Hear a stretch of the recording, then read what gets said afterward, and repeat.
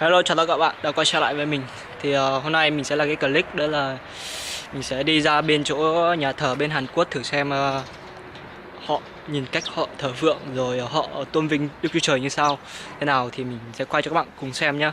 Thì trong cái thời gian mình đi đấy thì không biết là các cái mục sư ở đây có cho phép quay không, thì mình cũng sẽ cố gắng xin họ cho mình quay, tại vì mình cũng là người tin Chúa, cho nên là mình mong là mình có thể quay ở đấy cho một số bạn ở Việt Nam có thể nhìn thấy cái cách thờ phượng của người nước khác nữa.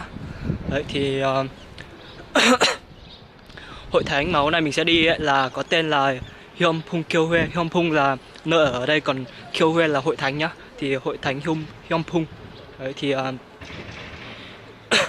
mình sẽ cố gắng làm sao có thể quay chi tiết nhất cho các bạn xem. Thì nói chung là bên đấy thì nói chung cũng là tầm 11 giờ thì họ mới bắt đầu thờ phượng. Thì các bạn chờ đón xem nhá. Chào các bạn. Đây các bạn ơi, hiện tại là mình đang đi cũng sắp gần gần rồi. Các bạn nhìn thấy ở trên đỉnh này có một cây thập tự giá ở trên này này, thì nó tích đằng sau phía bãi ô tô này. Thì mình sẽ đi qua cái siêu thị đấy. Trước thì mình trọ ở bên cạnh bên chỗ nhà thờ đấy, thì nhưng mà bây giờ là mình chuyển về bên phía bên này rồi.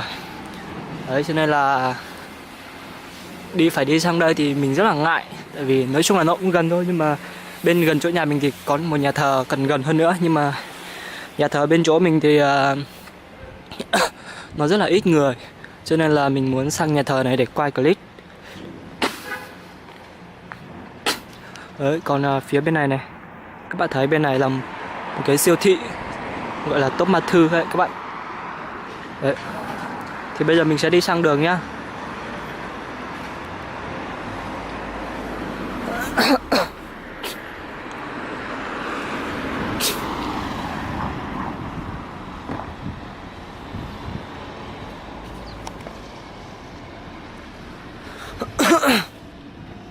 Đây, trong này là cái siêu thị Top Matthew các bạn nhá.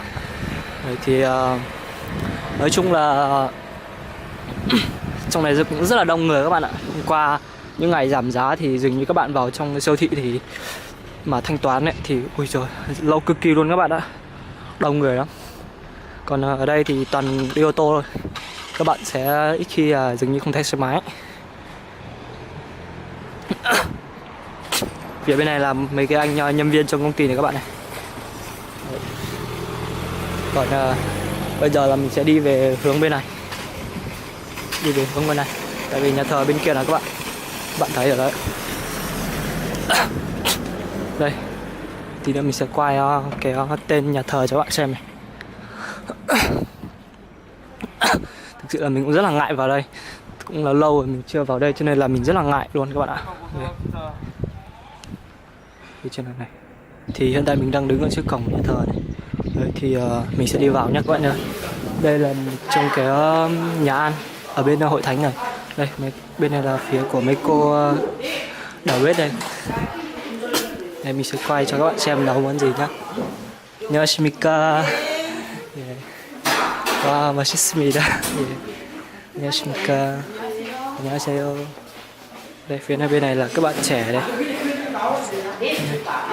Nhà ăn đây các bạn nhá. Thì đây các bạn Hàn Quốc đây. Thì nói chung là ở đây thì mọi người cũng rất là thân thiện. 안녕하십니까. Yeah. Cô bên này là trước gặp mình rồi rất thân thiện các bạn ạ. Rồi. 안녕하십니까. Đấy, thì bây giờ mình sẽ đi lên phía trên này cho các bạn xem nhé. Tầng 2 là nhà thờ các bạn ạ. Trong này thì lúc này mình sẽ quay lại cho các bạn xem lúc giờ ăn trưa.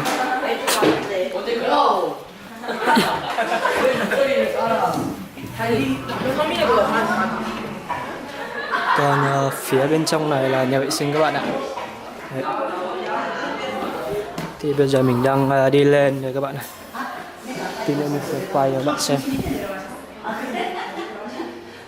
안녕하십니까. 안녕하십니까. 예, 반갑습니다. 안녕하세요. 안녕하십니까. 소금 안 먹었나? 예, 있습니다. 있어요?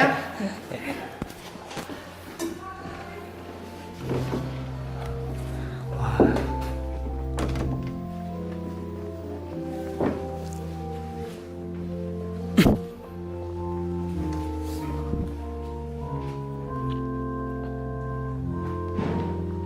Bây giờ là đang ít người các bạn ạ.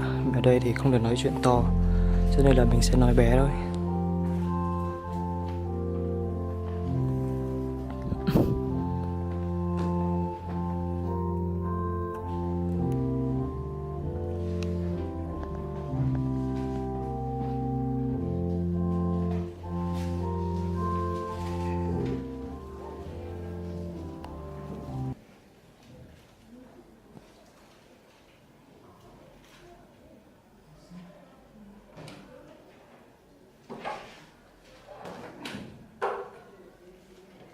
Bây giờ là vẫn chưa có người đến, đông lắm các bạn ạ.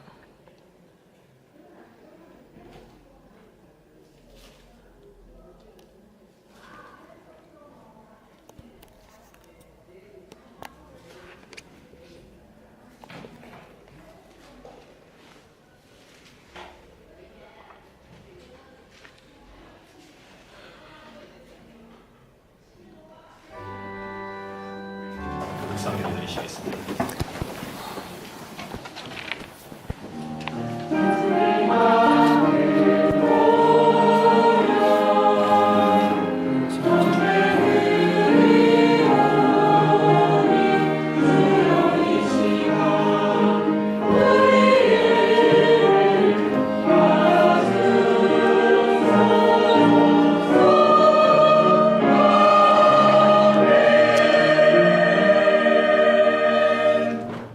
내가 주의 권능과 영광을 보기 위하여 이와 같이 성소에서 주를 바라보았나이다. 주의 인자심이 생명보다 나음으로 내 입술이 주를 찬양할 것이라. 아멘. 하나님 아버지 인도자 되시며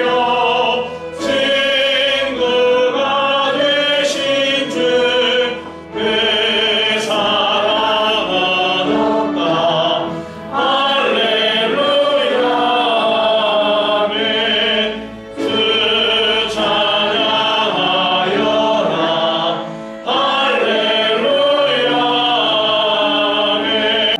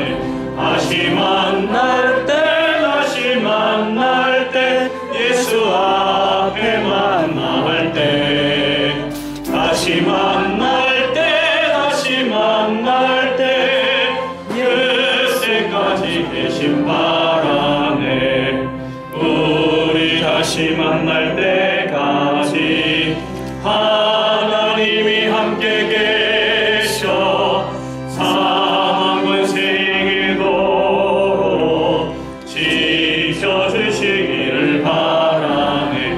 다시 만날 때 예수 앞에 만날 때 다시 만날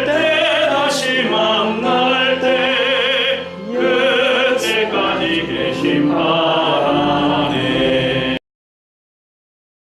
Chào các bạn, thì hiện tại mình đã đi ra rồi các bạn ạ. Đây nhà thờ, đây đằng sau phía bên mình đây. Nhưng mà nói chung là mình rất là ngại luôn các bạn ạ. Tự nhiên mình cần cái máy mà mình quay xong rồi kiểu mục sư thì cũng không, mọi người thì cũng không nói gì, nhưng mà chị kia thì bảo là kiểu lúc đang thờ phượng thì không được phép quay, cho nên là mình cũng không quay nhiều, mình cũng tôn trọng họ, mình không quay nhiều, mình chỉ quay gót một chút thôi. Cho nên là chứ mình thực sự là mình cũng rất là ngại, tại vì mình là người tin Chúa mà tự nhiên đợt đang cầu nguyện thế là mình lôi máy ra mình quay này nọ kia, mình cũng rất là ngại. Nhưng mà để mình muốn giữ lại những cái kỷ niệm của mình thì mình vẫn sẽ quay. Mình đã cố tình quay một chút rồi, cho nên là mình cũng xin dừng cái clip này tại đây. Đấy, cho nên là các bạn có cái ý tưởng gì hay là có cái